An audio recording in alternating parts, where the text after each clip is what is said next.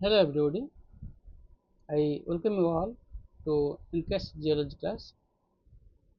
In my last class, I was discussing about the morphology of crystals. We discussed about the faces, we discussed about the forms, edges, solid angles, law of interfacial angles, and zone axis, how the faces occur in zone, whether the face is occurring in one zone or not, that we have discussed. And now we will discuss about the elements of symmetry. Each crystal is described with respect to the symmetry elements. The elements are plane of symmetry, axis of symmetry, and center of symmetry. A crystal is said to possess a plane of symmetry if there is a plane within the crystal, so that the crystal can be divided into two equal halves, forming the mirror image of each other. For example, if you take a crystal such as cube, if I divide it in this plane, so we will get two planes like this. We will get two planes like this. So this is the mirror plane. So here we can say that this crystal, cubic crystal, possesses a plane of symmetry along this direction. So plane of symmetry is the plane that divides the crystal into two equal halves, so that one is the mirror image of the other. And in cube we have 9 such planes. We have 9 such planes. Where are they? This is one, this is one, this is one. These are 3 axial, this one, 2, 5, this one, 7, this 2, 9. So there are 9 planes of symmetry possible, so that the whole cube can be divided into two halves, mirror image of each other along those 9 planes. So there are 9 possible planes by which we can divide the cube into two equal halves.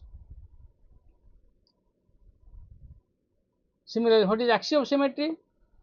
A crystal is said to possess an axis of symmetry if it is to be rotated along an imaginary axis passing through the center of the crystal, such that the crystal will occupy same position several times. Depending upon the number of times the crystal occupies the same position, accordingly that axis along which rotation is being given is described as the axis of that-fold symmetry. If the same position is occupied twice in 360 rotation, then that axis is called axis of two-fold rotation. If the crystal occupies similar position thrice in 360 rotation along that axis becomes axis of threefold symmetry. And if you take on a cube,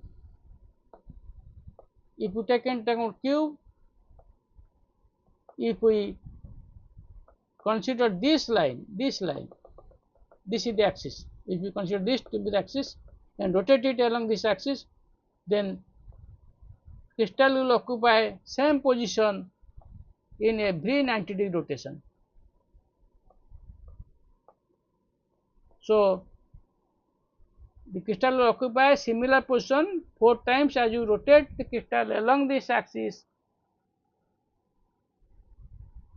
and that's why this axis is described to the axis of four-fold symmetry. So in a cube we can expect that there are this axis is four-fold, this axis is four-fold, and this axis is four-fold. So there are 3 axes of four-fold. So we can say that the axis is an imaginary line through the center of the crystal, so that if the crystal is being rotated along that axis, the crystal will occupy same position several times. If it is occupied 2 times, the axis is said to be two-fold, axis of two-fold symmetry. If it is occupied 3 times same position, then that axis is called axis of three-fold symmetry. If it is 4 times, then that axis is called 4-fold symmetry. If it's 6 times, it is 6-fold symmetry. 5-fold symmetry can never be possible in nature. Then center of symmetry. What is center of symmetry? If we see any crystal, we see that there is regularity in arrangement of faces, edges and solid angles. If the faces are arranged in such a manner that for every face there is another face on opposite side exactly at the same distance from the center, for every edge there is another edge on the opposite side exactly at same distance from the center, for every solid angle there is another solid angle on the opposite side at the same distance from the center, in that case the crystal is said to possess a center of symmetry. For example, if we take into account cube is a common crystal. So if you take out this center, from the center this distance, from the center this distance will be same, from the center this distance will be same up to this distance. This plane is equal to this plane, this plane is equal to this plane. So we can say that this cubic crystal is possessing a center of symmetry. So center of symmetry can be defined as the symmetry in which a crystal shows the faces, edges and solid angles distributed on opposite sides exactly same distance from the center.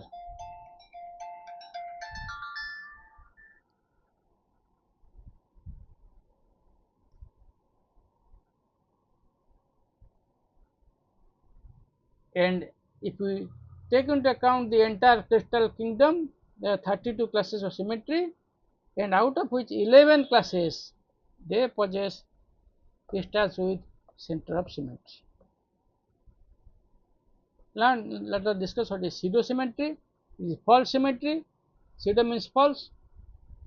Crystals of certain species imitate the symmetry of a class or a system higher or lower than to which they actually belong.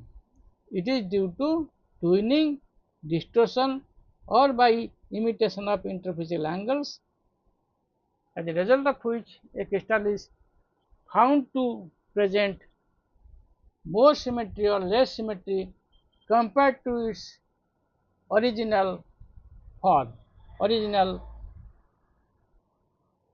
system to which it belongs. There we say it is displaying pseudo symmetry, false symmetry.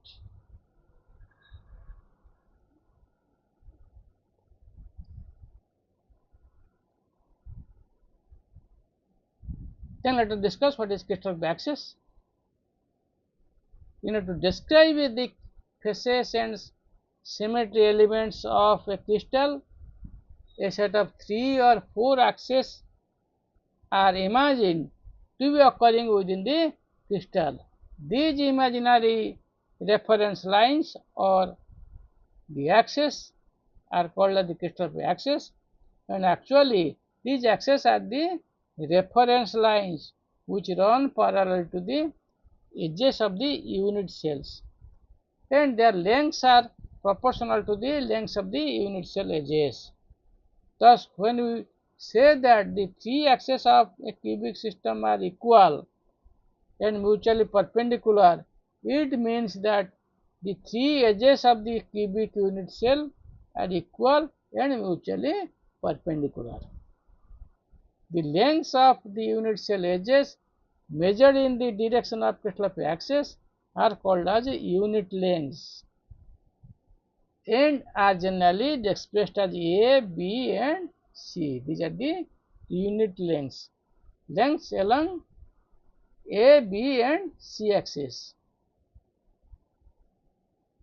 So, each crystal is thought of possessing 3 or 4 crystallography axes, in terms of which the symmetry elements of the crystal can be described.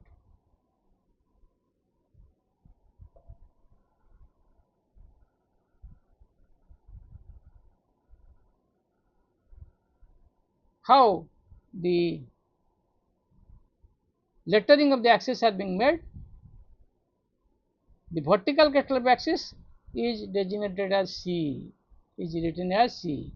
If the axis, there are three axes, the vertical axis is 3 C, horizontal axis from left to right or left to right is B, and horizontal axis from front to back is A. In this manner the axis exists. This is front to back A, this is right to left, this is B, top to bottom it is C. This is positive end, this is positive end, this is positive end, this is negative end of C, this is negative end of B, this is negative end of A. In cubic system, A is equal to B is equal to C, and the axes are designated as A1, A2, A3. So same rotation, notation like this: A1 turning front to back, A2 from right to left, A3 from top to bottom. This is in case of orthorhombic system. A, B, C, three axes are unequal. In orthorhombic system, three axes unequal in length, they are designated A, B, and C. If the angle among the A, B, C are not 90 degree, the angles are designated as alpha, beta, and gamma. Alpha is the angle between B and C axis, beta is the angle between A and C axis, gamma is the angle between the A and B axis. In hexagonal system, there are three horizontal axes at 120 degree angle, and there is C axis which is vertical, and the horizontal axes are designated as A1, A2, A3. A1 is equal to A2 is equal to A3. A1 angle, A2 angle, A3 angle is 120 degree, and A with C it is always 90 degree. That is the case in hexagonal system, and 120 degree angle is always the angle between the positive ends of the horizontal axis in case of hexagonal system.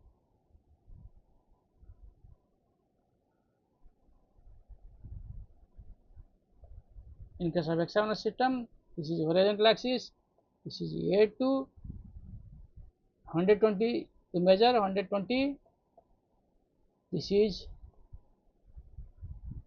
A1, 120, A3. From A2 measure 120, A1 measure 120, A3. A3 positive, this is A1 positive, this is A3, A3 negative, this is A2 negative, and C axis is vertical, C axis. So these are the axial relationship in case of hexagonal system. Then axial ratio we will discuss. The unit lengths of crystallographic axis are the lengths of the unit cell edges. Axial ratio, what is the length of axis? The unit lengths of crystallographic axis are the lengths of the unit cell edges. These are expressed as A, B, and C. For example, for an orthorhombic mineral of sulfur, the unit cell dimensions are: A is about 10.47 angstrom, B is 12.87 angstrom, C is 24.29 angstrom. Taking B as the unit of measurement, unit measure, that is the convention. B should be taken as unity. B is equal to 1. It is the convention. We can determine the lengths of A and C in terms of B. So the ratio determined in this way is: B is made 1, 12.87 divided 12.87 is becomes 1. So A becomes 10.47 by 12.87. Since C becomes 24.29 by 12.87, so A becomes 0.813. B1, C 1.91. So this is the axial ratio. 0.813 is to 1 is to 1.903. B is always taken as unity. This ratio, which expresses the relative lengths of the unit cell edges along the crystallography axis, is called the axial ratio. So when we talk about axial ratio, we must always consider B to be unity.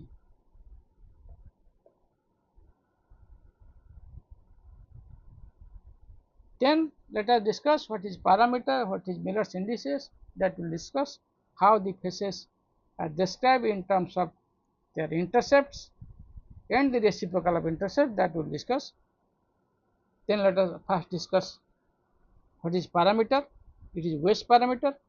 The parameter of a crystal face may be defined as the intercepts made by the crystal face on the crystallographic axis. Parameters are expressed in terms of unit lengths. How many unit lengths the face covers in order to intersect the axis. Consider the axis as shown below, where A, B, C are of unit lengths. The crystal face PQR, this is P, this is the crystal face P, PQR. It intercepts the axis at distances 3A, 1, 2, 3, 3A distance, 1, 2, 3, 3B distance, and 1, 2, 2C distance respectively along the crystallography axis. So what will be its parameter or Weiss parameter for this PQR face? So the parameter will be written as 3A, 3B, 2C. 3A, 3B, 2C. The form whose face is taken to be the unit parameter is called the unit form. So based upon the unit form, the face PQR intersects A thrice the unit distance, intersects B thrice the unit distance, intersects C twice the unit form distance. So this is the parameter form of the face PQR, 3A, 3B and 2C. Now how crystallographic notation is being given? The slopes of the crystal faces can be described with reference to the intercepts they make on the crystallographic axis. That thing. The methods commonly used is expressed as intercepts form or in indices form. Intercepts of the faces with the crystallographic axis or in indices form. These are the two ways of crystallographic notation of the faces. What are these two types? Parameter system of Weiss and the index system of Miller. These are the two ways by which the faces, how they intersect the axis, that can be described. So what is parameter system of Weiss? Simply the intercepts made by the face on the crystallographic axis are the parameter form. So in parameter system of Weiss, the parameters of the crystal faces are written along with the notation of the crystallographic axis. For example, the face cuts A axis at unit distance, B axis at a distance of 2 units and lies parallel to C axis. Its Weiss parameter will be written as 1A, 2B and infinity C, because it is parallel to D, it will cut C at infinity. So this is the Weiss parameter form. But when you talk about the Miller's indices, we take the reciprocal of the intercepts. In index system of Miller, the notation of the crystal phase is called the Miller's indices, and the Miller's indices of a phase consists of a series of whole numbers that have been derived from the parameters by taking their intercepts in reciprocal form and then clearing all the fractions. The numbers of Miller's indices are written in the axial order such as A, B and C. First we have to write down A, then B and then C.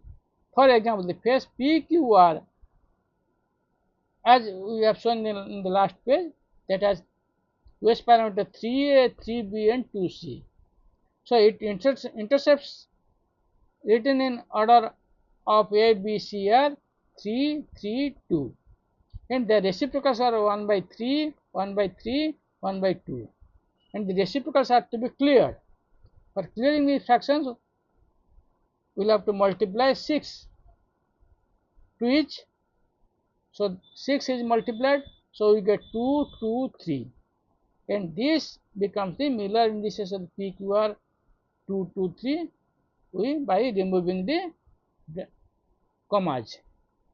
So this is the Miller indices symbol for the phase PQR. It is read as 2, 2, 3.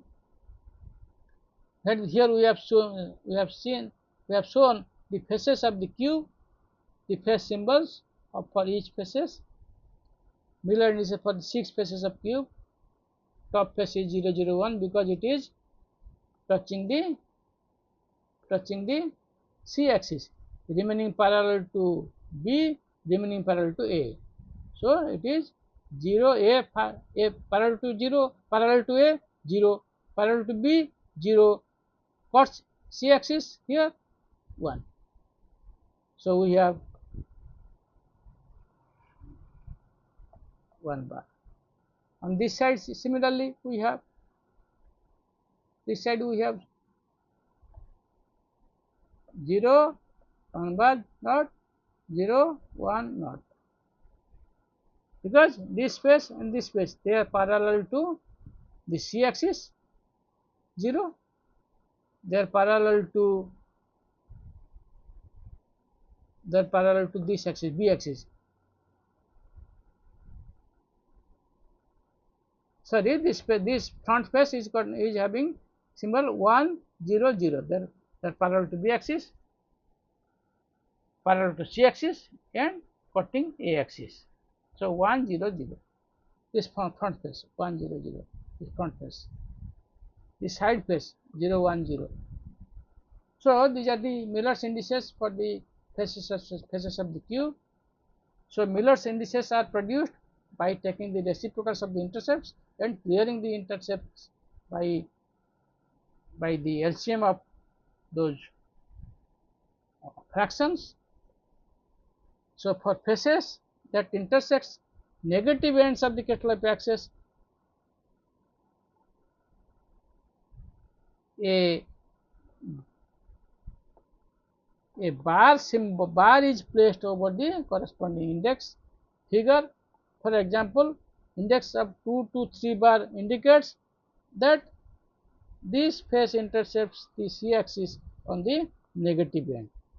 Faces which are parallel to an axis appear to cut the axis at infinity and their indices will be 0.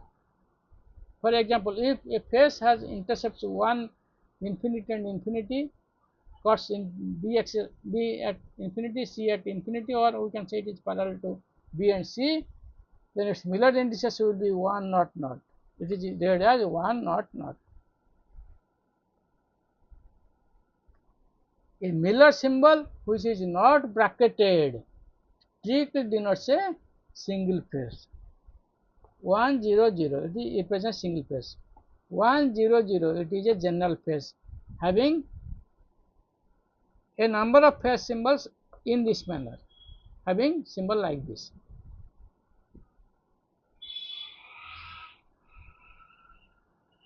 So when it is bracketed, it represents a general phase. all faces of the form. The general symbol for a face that cuts all the three crystal axes at unequal distances is HKL, and for the hexagonal system it is HKIL, where H plus K plus I is equal to 0. The general form of the face is written in this following rule. General symbol of a form is written in a rule. The symbol of top face is first considered. So how general symbol is being written? There is a rule. So what is that rule? Let us see. Rule is that the symbol of the top face of the form is considered first. For example, in cube, top face is in cube. Top face is this face for C axis. So its symbol is 0, 0, 1. So cube is represented as 0, 0, 1 like this, or we can say 0, 0, 1 like this. If top face is not available, then top right face is considered. This right face is considered. If that is not there, if not, top front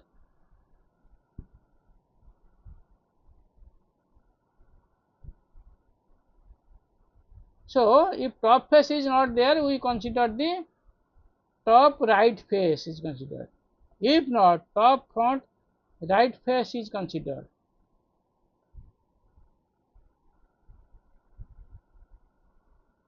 So first is top. If not, top right face. If not, top front right face. If it is the front face, what is its face towards its right? That face is being taken. So this is the rule how we represent the general symbol of a form. First, generally we consider the top face or top right face or front right face. So for octahedron, the symbol is 1, 1, 1 because this is the front. Top face is not there because top face would have been like this, but this is like this. So this is top and front right face. This is top, front right face, 1, 1, 1.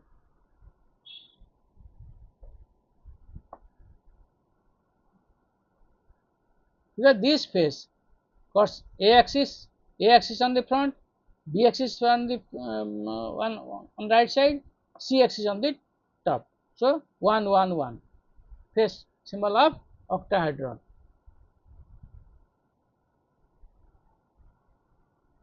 In Miller's indices, reciprocals of intercepts have been considered to eliminate the intercepts that are parallel to faces.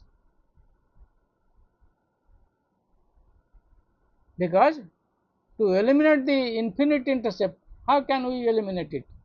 Or how can we determine at what infinity it will cut?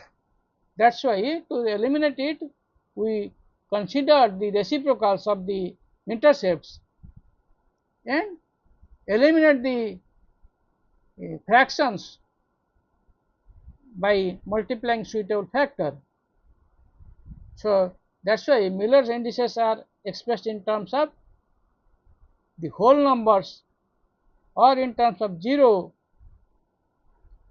by taking the reciprocal of the intercepts